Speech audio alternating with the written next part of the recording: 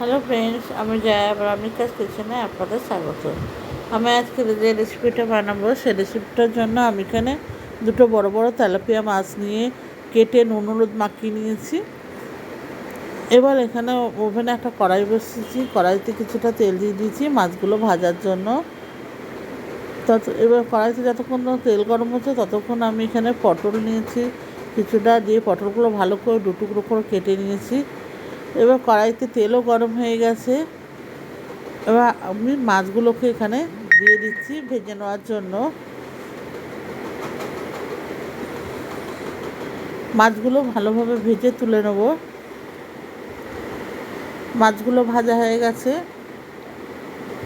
আমি এপিট ওপিট করে ভেজে নিয়েছি, প্রায় ভাজা হয়ে গেছে। এবার মাছটা আমি তুলে নিচ্ছি একটা পাত্রে।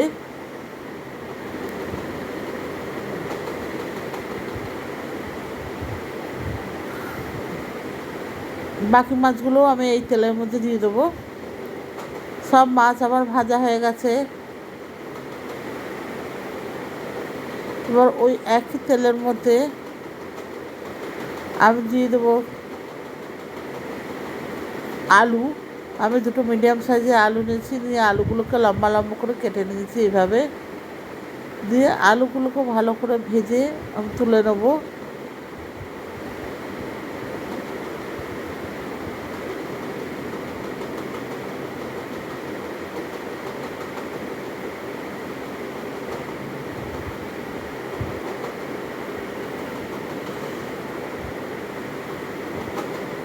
আলুগুলো মোটামুটি ভাজা হয়ে গেছে, একটু হালকা ব্রাউন করে ভেজে নিয়েছি।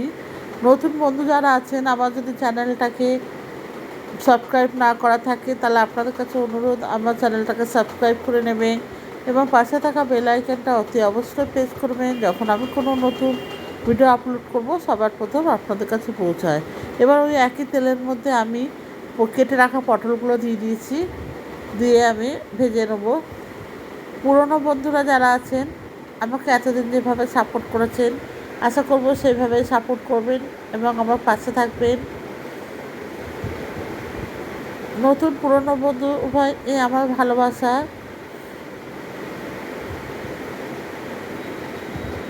আমার এই ভিডিওটা যদি ভালো লাগে তাহলে অতি অবশ্যই লাইক শেয়ার কমেন্টস এবং কমেন্টস করবেন, প্রচুর প্রচুর শেয়ার করবেন। আশা করছি ভালো লাগবে। ভিডিওটা স্কিপ না করে শেষ পর্যন্ত দেখার অনুরোধ রয়েছে। পটলগুলো ভাজা হয়ে গেছে, এবার পটলগুলোকেও তুলে নিলাম।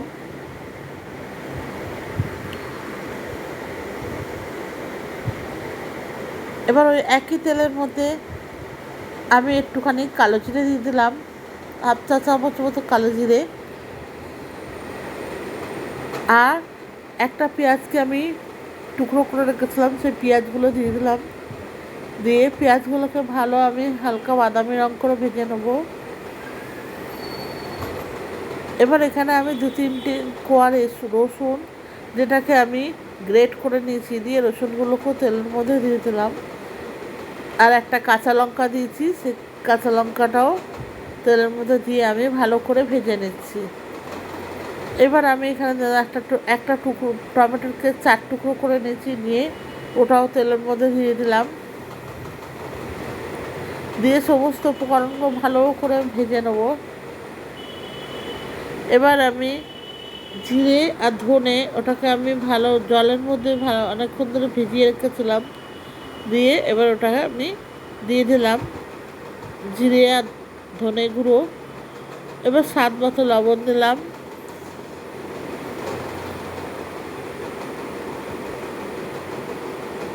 ওই জিরে ধনের মধ্যে আমি হালকা একটু লাল লঙ্কার গুঁড়োও দিয়েছিলাম, আর দিয়ে দিলাম হাফ চা চামচের মতো হলুদ গুঁড়ো।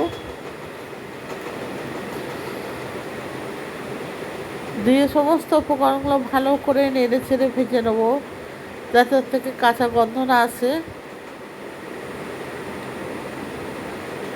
আমি এখানে আদা ইউজ করিনি, আপনারা চাইলে আদাটা ইউজ করতে পারেন। আমি এখানে আদাটা স্কিপ করেছি।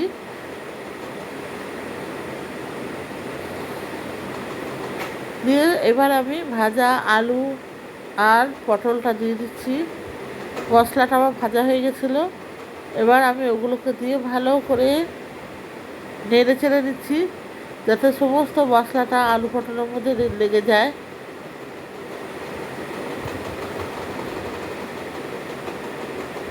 ভালো করে নেড়ে চেড়ে দিচ্ছি।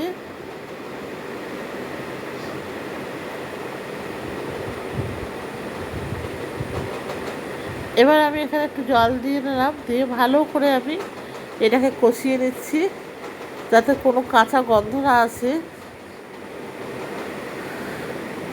ভালো করে নেড়ে চেড়ে কষিয়ে নিচ্ছি।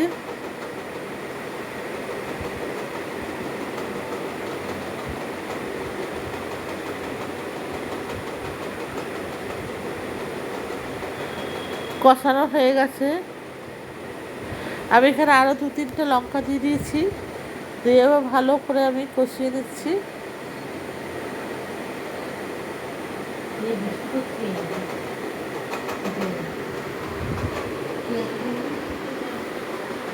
এবার আমি এই মশলার মধ্যে জল দিয়ে দিলাম।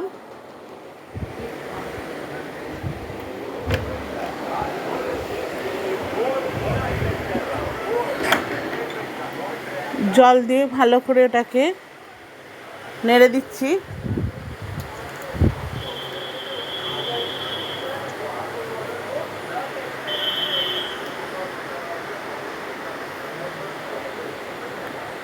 দিয়ে জল দিয়ে পুরো তরকারিটা আমি করে দিচ্ছি। জল দিয়ে দিয়েছি কষিয়ে। এবার আমি একটা ঢাকনা দিয়ে ঢেকে দিচ্ছি। আমি পরিমাণ মতো জল দিয়েছি, আপনারা আপনাদের মতো জল দিয়ে নেবেন।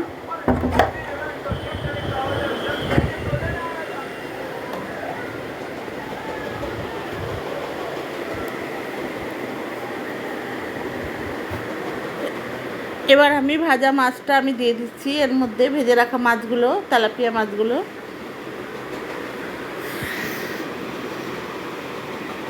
ঢাকনাটা খুলে আমি মাছগুলো দিয়ে দিলাম। এইভাবে মাছের ঝোল, তেলাপিয়া মাছের ঝোল করে দেখবেন। এই গরমের দিনে প্রচুর প্রচুর ভালো লাগে আর ভীষণ ভীষণ উপকারী। এর মধ্যে তেল মশলা কম। আমি আবার ঢাকা দিয়ে দিলাম। ঢাকনাটা খুলে দেখে নিচ্ছি একদম পুরো মাছের ঝোলটা হয়ে গেছে। এবার আমি ওপর থেকে ধনেপাতা ছড়িয়ে দিচ্ছি।